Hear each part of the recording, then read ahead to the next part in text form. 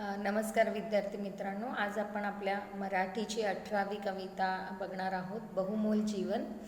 या कवितेचे कवी आहेत रमण रणदिवे. त्यांचा जन्म जो आहे तो 1949 रोजी झालेला आहे.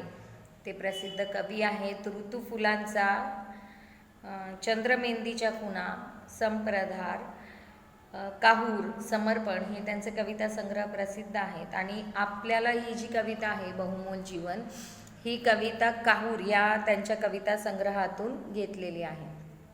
जसं की आपणा सगळ्यांना ठाऊक आहे की आपल्या जीवनामध्ये जसा आनंद येतो तसं दुःखही येतं. आपलं जीवन हे सुखदुःखाचा चढ उतार असतो असं म्हटलं जातं. आता मोठ्यांच्या तुलनेत तुम्हाला आलेले अनुभव कमी आहेत, परंतु मोठ्या व्यक्तींना खूप गोष्टींना सामोरं जावं लागतं, खूप गोष्टींना तोंड द्यावं लागतं. पण ते दिल्यानंतर काही गोष्टी आपण अचीव करतो, काही गोष्टींपर्यंत आपण पोचतो, आपण सफल होतो. तर अशीच आपल्या जीवनाविषयीची सांगणारी एक कविता या ठिकाणी कवींनी आपल्यासमोर मांडलेली आहे. आता ह्याच्यामध्ये कसं आहे की तुम्ही पाहिलं असेल की कोरोना काळामध्ये अनेक लोक डिप्रेशनमध्ये गेले, बऱ्याच जणांच्या नोकऱ्या गेल्यात, कामधंदे गेलेत, खाण्यापिण्याचे प्रॉब्लेम निर्माण झालेत. तर याला काही जण तोंड देऊन जगत आहेत, पण काही तोंड देऊ शकले नाही, तर त्यांनी आत्महत्येसारखे पर्याय स्वीकारले. तर कवी या कवितेतून आपल्याला हे सांगू इच्छितो की जीवन म्हणजे सुखदुःखाचा चढ उतार आहे. आपल्या जीवनात आनंद येतो तसं दुःख येतं, पण दुःखानंतर परत आनंद येतो. तर आपण हार मानायची नाही, आहे त्या गोष्टीला सामोरं जायचं आणि आपलं जीवन हसत खेळत जगायचं. तर आता आपण कविता बघणार आहोत. एक एक पॅरेग्राफ कडवं जे आहे ते तुमच्यासमोर सादर केलं जाईल, मग त्याचं स्पष्टीकरण मी तुम्हाला सांगते. 18वा कविता बहुमोल जीवन. मनासारखे सारे काही जीवनात या घडते का? फुले निखळून पडती तरीही झाड सारखे झडते का? भोगावे लागतेच सकल जना, जे येते ते वाट्याला. गुलाब बोटे मोडत नाही आसपासच्या काट्याला. काटे देते म्हणून लतिका, मातीवरती चिडते का? मनासारखे सारे काही जीवनात या घडते का? कवी खूप छान सांगतो की आपल्या मनासारख्या सगळ्या गोष्टी घडतात का? आता तुम्ही लहान मुलं आहात, तुम्हाला हवी असलेली प्रत्येक गोष्ट तुम्हाला मिळतेच असं नाही. बऱ्याच वेळा एखादी गोष्ट पैशाअभावी, वेळेअभावी किंवा आईवडिलांना देणं अशक्य असतं, तर त्यामुळे एखादी वस्तू, एखादी गोष्ट तुम्हाला मिळत नाही आणि मग तुम्ही काय होता, नाराज होऊन जाता त्यामुळे, बरोबर आहे. तर कवी या ठिकाणी आपल्याला हे सांगतायत की आपल्या मनासारखी कुठलीही गोष्ट या जीवनामध्ये घडत नाही. आणि ते सांगताना कवी खूप सारी उदाहरणं देत आहेत निसर्गातली, की फुले निखळून पडती तरीही झाड सारखे झडते का? आता बघा, झाडावरती कळ्या येतात, कळ्यांची फुलं होतात, काही फुलं गळून पडतात, काही नाही, ऑलमोस्ट सगळीच फुलं सुकली की ती गळून पडतात, काही फुलांचं फळांमध्ये रूपांतर होतं. म्हणून काय झाड फुलं गळून जात आहेत म्हणून काय झाड फुलं उगवायचं काम थांबवतं का? नाही, ते त्याचं काम करत राहतं. आणि पुढच्या ओळीमध्ये कवी असं म्हणतात की भोगावे लागतेच सकला, जे येते ते वाट्याला. गुलाब बोटे मोडत नाही आसपासच्या काट्याला. आता थोडंसं आपण इतर लोकांचा विचार केला तर जे प्रत्येकाच्या नशिबाला आलेलं आहे ते त्यांनी भोगायचंच आहे. आता आपल्यावरून उदाहरण घ्या की देवाच्या दयेने आपल्याला छान 2 डोळे, 2 कान, 2 हात, 2 पाय मिळालेले आहेत आणि त्यांचा आपण खूप छान उपयोग करून घेण्याचा प्रयत्न करत असतो. पण एवढं सगळं असून पण आपण आनंदी आहोत का? तर नाही, आपण बऱ्याच वेळा आनंदी नसतो. पण अशा वेळेस जेव्हा आपल्या आजूबाजूच्या लोकांना आपण बघतो तेव्हा आपण ही गोष्ट लक्षात ठेवायची की त्यांच्यापेक्षा आपण कितीतरी सुखी असतो. उदाहरणार्थ बघा, मागे मी तुम्हाला एक गोष्ट कदाचित 5वीत सांगितली पण असेल की एक मुलगा रुसून बसतो आईवडिलांवर, का तर त्यांनी बूट घेऊन नाही दिले म्हणून तो चिडचिड करतो, रुसून बसतो. तर तेव्हा ती घटना जेव्हा चालू असते तेव्हा त्याच्या बाजूने एक मुलगा जातो ज्याला पायच नसतात. मग त्याचे वडील त्याला विचारतात की मी तुला बूट घेतले नाहीत म्हणून रुसलायस, पण त्याला तर बूट घालायला पायच नाही आहेत, मग त्याने काय केलं पाहिजे? सांगायचा हेतू हा आहे की आपल्या वाट्याला जे भोग आलेत ते आपण भोगणारच आहोत, तर ते आनंदाने का आपण भोगू नये किंवा का स्वीकारू नये. आपण आपल्यापेक्षा आजूबाजूला असणाऱ्या लोकांना जर पाहिलं तर त्यांच्या तुलनेत आपण खूपच सुखी आहोत.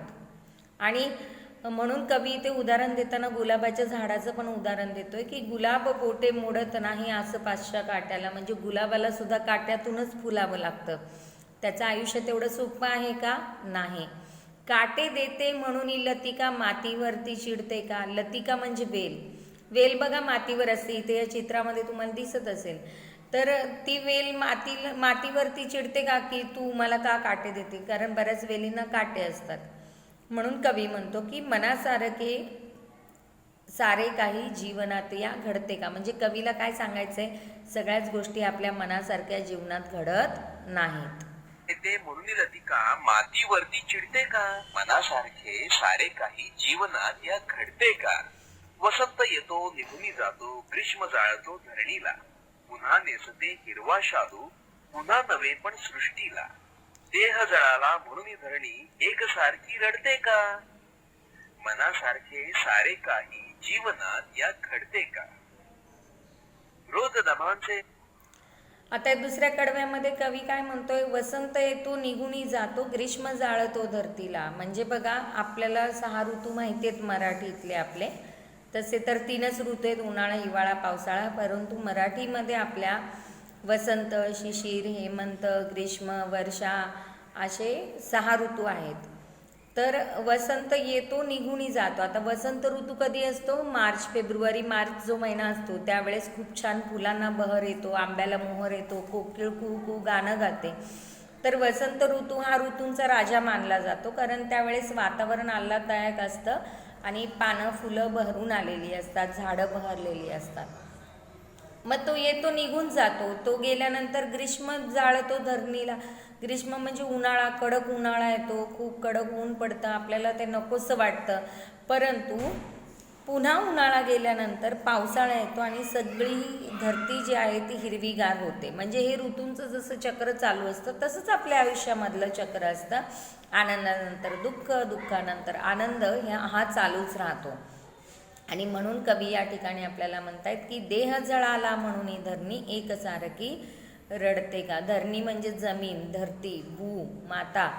तर ही जी धरती आहे तिला सूर्याच्या प्रकाशाने ती जळत राहते, म्हणून ती काही रडत बसली आहे का? नाही. कारण तिला माहिती आहे की आज जरी माझं उन्हाने अंग भाजलं तरी पुन्हा पाऊस जेव्हा येईल तेव्हा मी पुन्हा हिरवीगार होणार आहे, त्यामुळे ती रडत नाही.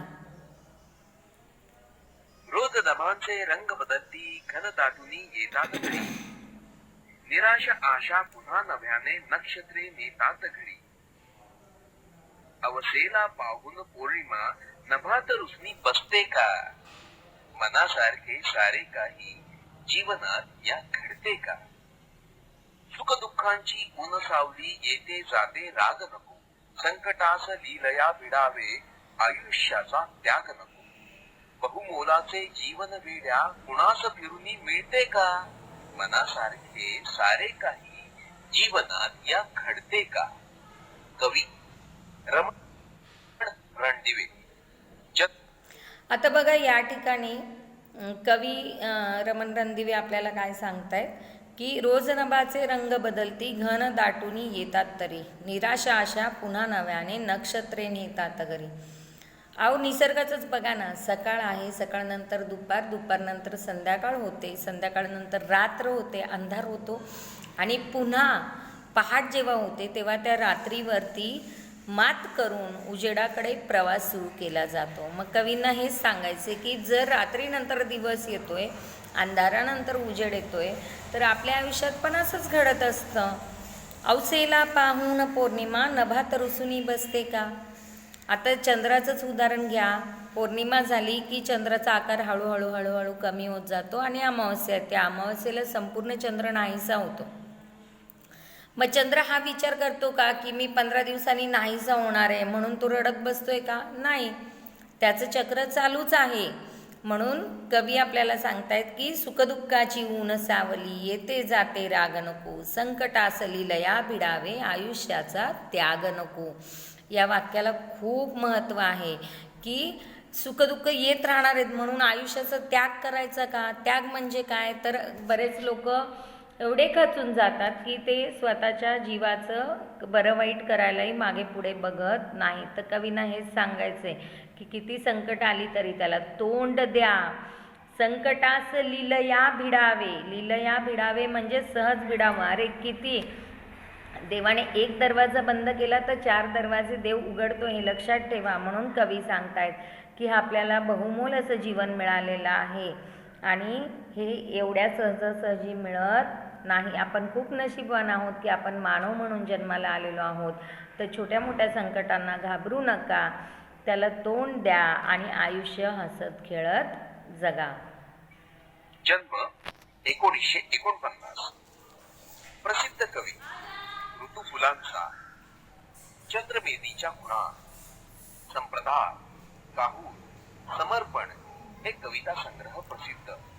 ही कविता काहूर या कविता संग्रहातून घेतली आहे. जीवन जगताना प्रत्येकास सुखदुःखांना समोर जावे लागते. जीवनात आलेल्या संकटांना आपल्याला तोंड देता आले पाहिजे, असा बहुमोल संदेश या कवितेतून कवीने दिला आहे.